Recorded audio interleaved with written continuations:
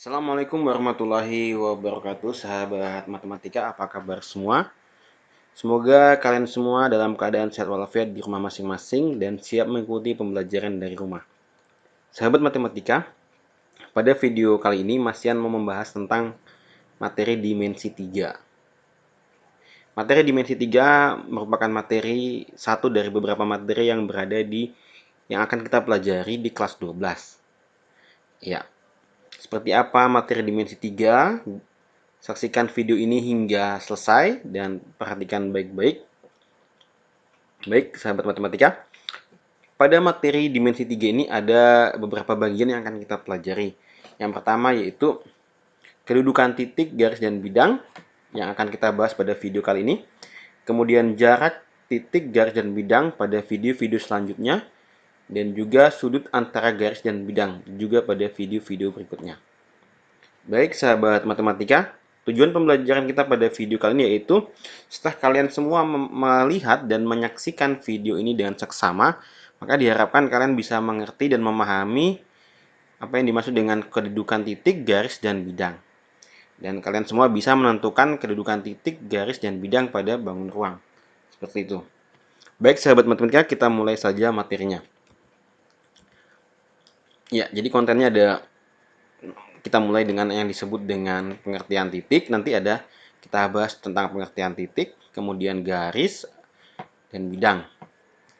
Materi geometri merupakan materi yang cukup rumit ya, karena dia membahas tentang objek-objek yang abstrak. Maka perlu diwujudkan dalam bentuk visual konsepnya sehingga kita semua bisa mengerti dengan baik. Oke, sahabat matematika, kita mulai dengan pengertian titik ya. Pengertian titik, garis, dan bidang. Kemudian nanti kita masuk ke kedudukannya. Kedudukannya ada 3, kedudukan titik terhadap garis, kemudian kedudukan garis terhadap garis dan bidang, kedudukan bidang terhadap bidang lain. Baik, sahabat matematika, kita mulai. Iya, titik. Apa itu yang dimaksud dengan titik? Iya, titik hanya dapat ditentukan oleh letaknya, tidak berkurang atau tidak ada dimensinya. Titik digambarkan dengan tanda nokta dan dibubuhi nama, biasanya dengan huruf kapital. Contohnya, ya, titik A, maka diberi nama titik A. Titik B, maka kita beri nama titik P. Iya, atau saya membuat titik di sini. Saya mau kasih nama titik Q. Boleh. Nah, titik Q. Atau saya mau membuat titik di sini. Ya, saya mau kasih nama X. Nih. Maka itu titik X.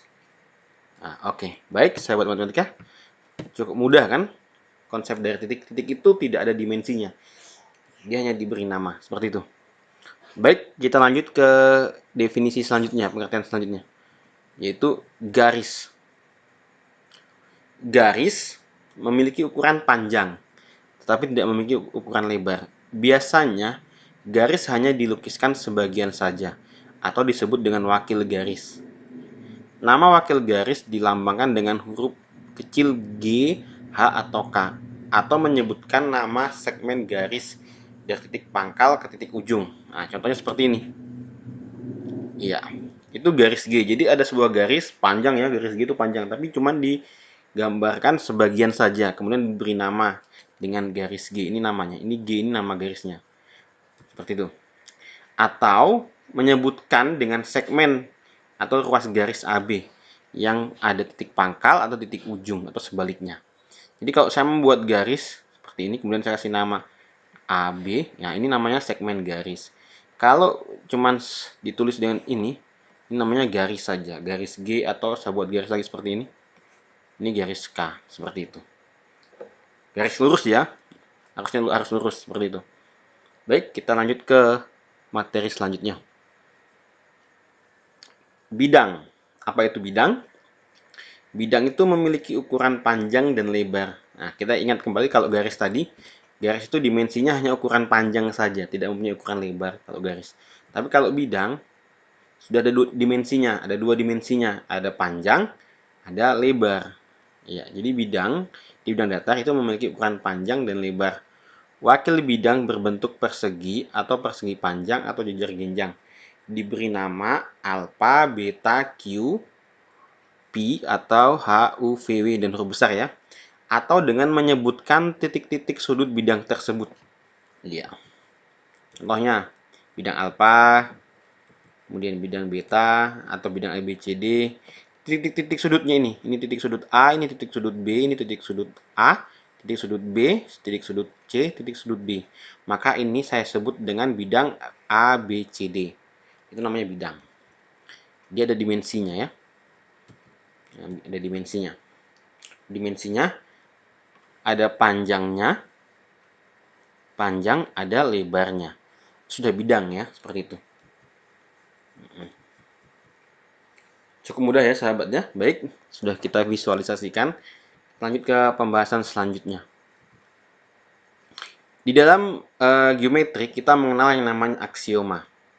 Apa itu aksioma? Aksioma itu adalah pernyataan yang diandaikan benar dalam sebuah sistem dan kebenaran itu diterima tanpa pembuktian. Nah, jadi Euclid dalam geometri itu ada beberapa aksioma atau beberapa sistem yang dikenal.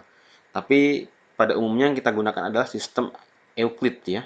Nanti sistem-sistem yang lain akan dikenal di perguruan tinggi. Kalau kalian memilih konsentrasi jurusan matematik, kalian akan mengenal beberapa sistem Euclid atau sistem yang lain. Baik sahabat, kita lanjutkan kembali. Ada 3 aksioma yang dikenal, yang tidak perlu lagi pembuktian. Aksioma yang pertama itu adalah melalui 2 buah titik sebarang yang tidak berhimpit ya, hanya dapat dibuat sebuah garis. Nah, jadi kalau ada 2 buah titik, ini akibatnya kalau ada 2 buah titik. Ada buah titik 2 ya. Nah, itu hanya dapat dibuat sebuah garis lurus. Nah, seperti itu. Misalkan titik A dan titik B. Dari titik 2 titik itu hanya dapat dibuat sebuah garis A dan B. Artinya apa? Artinya untuk membuat sebuah garis itu minimal dibutuhkan 2 buah titik. Jadi kalau ada 2 buah titik, maka kita bisa membuat sebuah garis. Nah, kalau cuma 1 titik saja, kita tidak bisa membuat garis. Nah, berdasarkan aksioma ini, kita bisa membuat garis itu kalau ada 2 buah titik. Titik 1 di sini, di sini. Maka kita bisa membuat garis. Seperti itu. Kalau cuma 1 titik, tidak bisa. Baik, kita lanjut ke aksioma yang kedua. Jika sebuah garis dan sebuah bidang mempunyai 2 buah titik persekutuan, maka garis tersebut sesungguhnya terletak pada bidang. Iya. Jika sebuah garis dan sebuah bidang, itu garisnya, memiliki 2 persekutuan titik A dan B, maka garis tersebut seluruhnya terletak pada bidang. Maka garisnya A ini kan ada pada bidang karena ada titik persekutuannya. Seperti itu.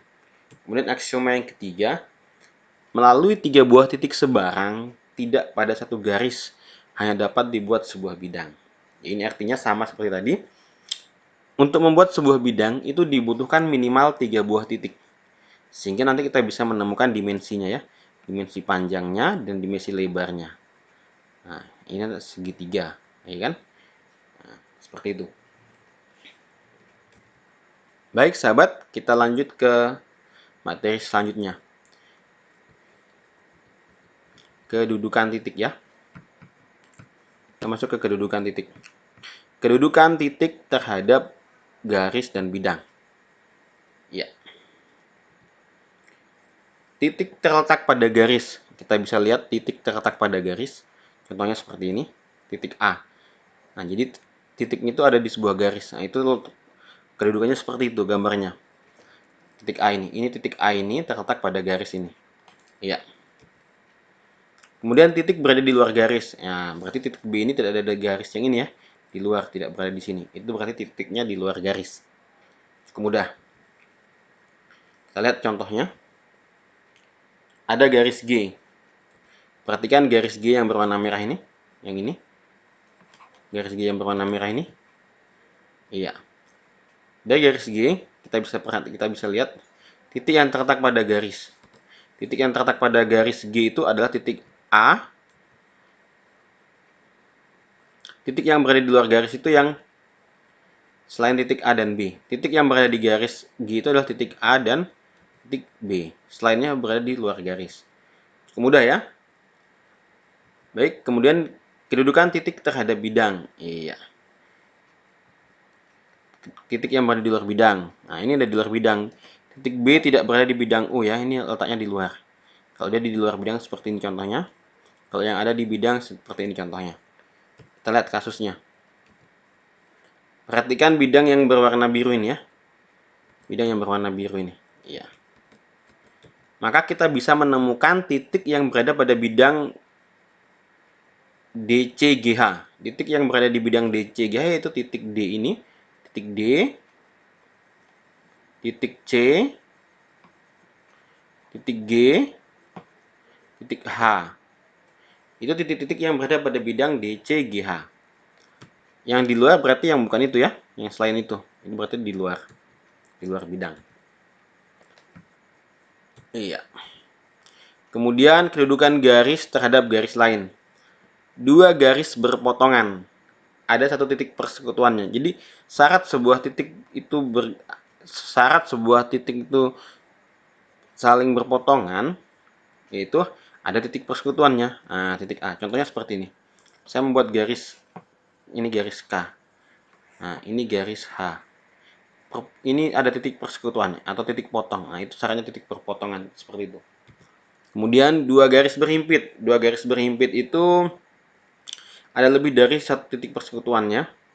Kemudian dua garis bersilangan. Iya. Baik sahabat, untuk materi geometri pada video kali ini cukup sampai di sini. Cukup sampai pada kedudukan garis terhadap garis lain. Untuk materi geometri selanjutnya akan dibahas pada video berikutnya. Jangan lupa klik subscribe, like, dan komen agar kalian semua bisa mendapatkan update terbaru video-video dari saya. Baik, kita jumpa kembali di video-video selanjutnya. Assalamualaikum warahmatullahi wabarakatuh.